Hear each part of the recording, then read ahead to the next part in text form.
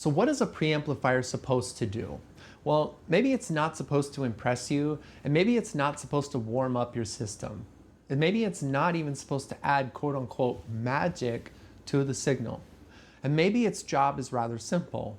Its job is to switch inputs, control volume, and pass the signal from your source to your speakers.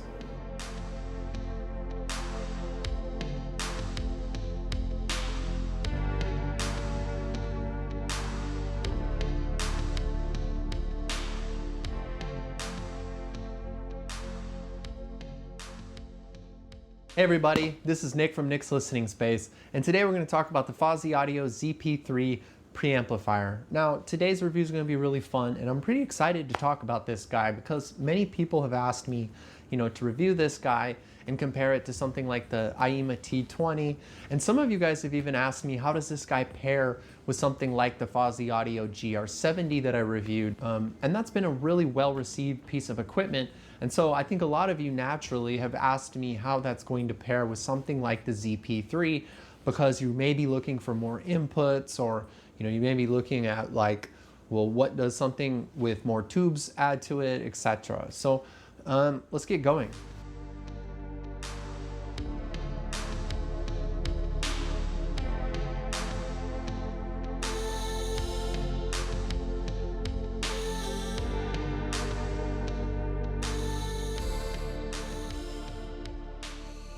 And the premise is very clear. This is a transparent preamplifier at its core. This is not something that's warm, it's not romantic, and it's definitely not going to provide a sense of tubes. Rather, it's just a transparent preamplifier. Now, instead of describing that abstractly, I'm going to prove it using musical examples and controlled swapping in and out of equipment. So utilizing the same speakers, the same room, and the same listening position, and really only changing out the DAC or the amplifier, I can kind of show you or begin to explain what I think is happening here. Rather, if the sound is changing, it's not going to be the ZP3 itself, and it will be the sonic characteristics of whatever source or amplifier that I paired this guy with. And then kind of at the end of this review, I'd like to talk about the Fosi Audio GR70 pairing and how that can kind of help you build out what I like to call a multi-modal system with kind of two distinct personalities. And so let's kind of get into it here.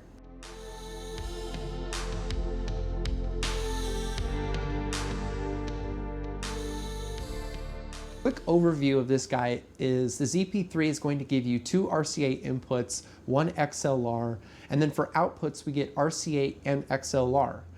And one of the cool features we get on this guy is a subwoofer output with a switchable high-pass filter. And of course, with many of these guys, we get a 12-volt trigger, a remote control, and we also get defeatable bass, treble, and balance EQ.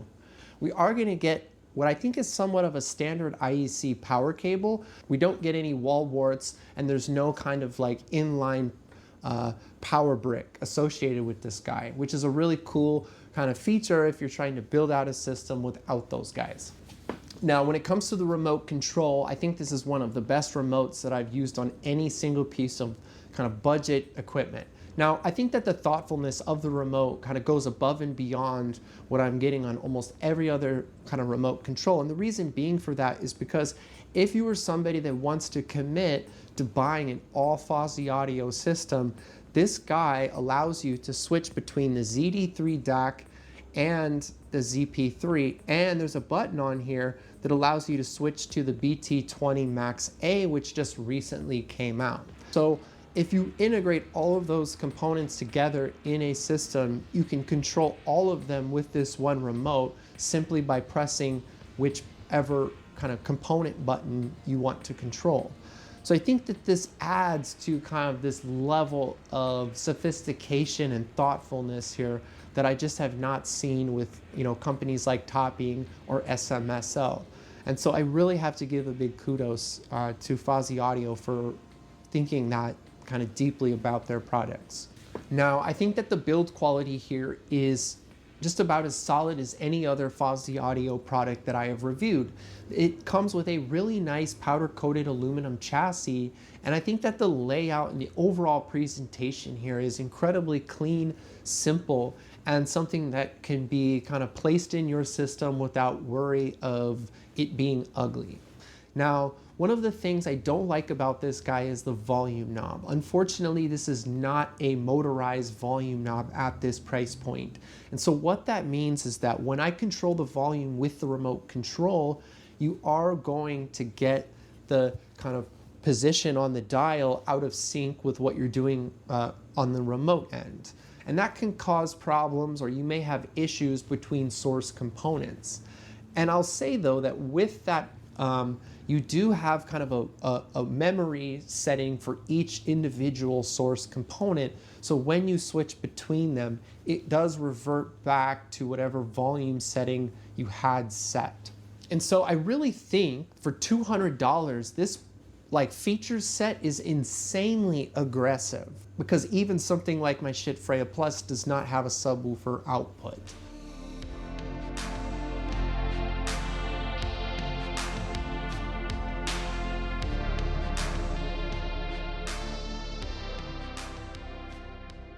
But none of that really matters if it doesn't sound good.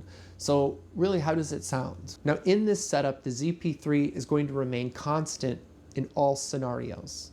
When we listen to the ZD3 with a song like Breathe Again from an artist called Joy Oladukin, I've talked about this song a number of times in my review, and it's one that I use often to kind of compare and contrast. And so with the ZD3 in front, what we're gonna get here with this particular track is a more neutral vocal tone. I think that the top end is also slightly restrained. I still think that with a Class D amplifier in this particular setup, we're getting a very tight and controlled bass.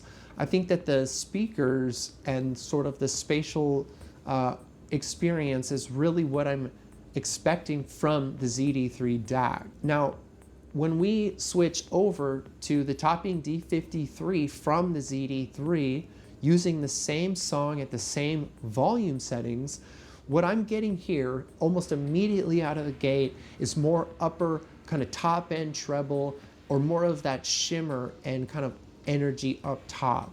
There is a slightly more vocal, or there is a slightly more forward vocal presence, in a sense that what's happening in the back of the track is pushed back a little bit more. Really, I think what's happening is a more expansive and deeper soundstage is occurring. Now, I don't think that the preamplifier is giving me any of those characteristics. Rather, I think that is just a comparison of what's happening on the DAC end of the chain. So really, in my opinion, the ZP3 is resolving itself as a transparent preamplifier that's not going to add anything on top of whatever your DAC is already providing.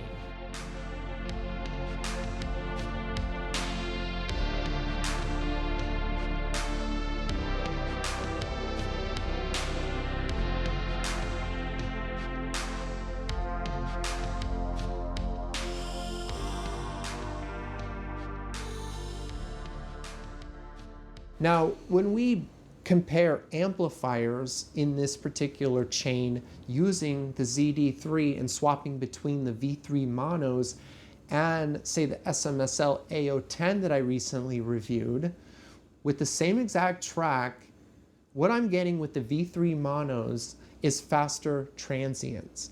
There is a greater perception of separation in soundtrack. Overall, I feel like it's more precise with greater resolution than what I'm getting with the SMSL AO10. Because at least in my test, the SMSL AO10 is a warmer, more mid-range centric amplifier with a softer kind of leading edges, or rather those etched kind of edges are less pronounced. And so with that, I do think it's a less dynamic experience. Like, you notice this pretty quickly when we swap between these different amplifiers. And so again here, I think that the ZP3 does not homogenize all of these things together into like one kind of sound. Like another way to say that is that like the ZP3 doesn't make the AO10 sound like the V3 monos, or it doesn't add warmth to the V3 monos when there isn't warmth. I think that it just simply reveals the character of that DAC and those amplifiers, or really whatever you are going to pair with this thing, which is a really like actually good baseline, like foundational kind of level for choosing what preamplifier you want to get. Another recording that I used in my Fosi Audio GR70 review is an album called La Segunda Será una Noche, which is a David Chesky recording that Steve Guttenberg talks about from time to time. And I think that this is a recording that when you first hear this, or when I first really listened to it on the GR70, the sense of space, or rather the boundaries of that space, were etched so holographic, or rather like that sense of space was just so insanely real. When I listened to that same track with the ZD3 fed into the ZP3, into the V3 monos, powering my LS50s, what I'm hearing here is really just accurate kind of lateral imaging with a great center kind of imaging. I don't think that the stage width here is beyond the boundary of the speakers. And what I think this is revealing to me is that the depth is there, but it's also very dependent on recording, because that particular recording is giving me some of that, right? Now, when we swap DACs with this particular setup, the tonal color shifts slightly, but I think that the geometry of the stage does not like artificially expand. Rather, the ZP3 does not inflate the size of the room, it rather just passes it through. And I think that that's really just what a neutral control center should do.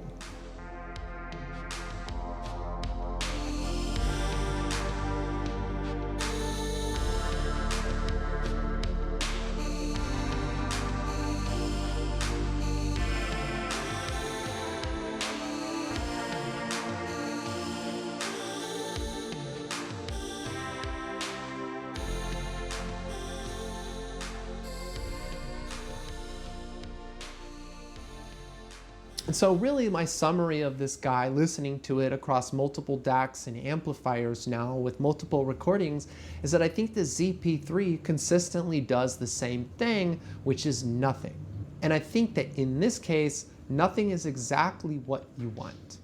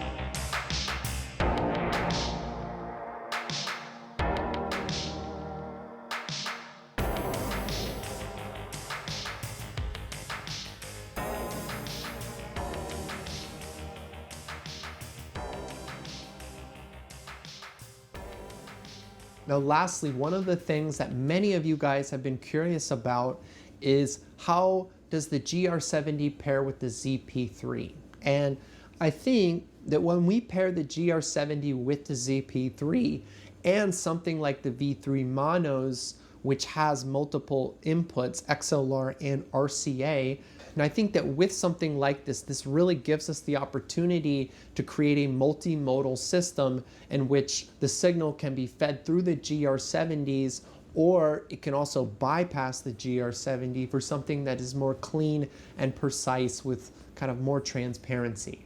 So I think when we return to a song like Breathe Again by Joy Oladukin, I'm immediately hit with a more thicker mid-range, and the second round harmonics of the track become more pronounced.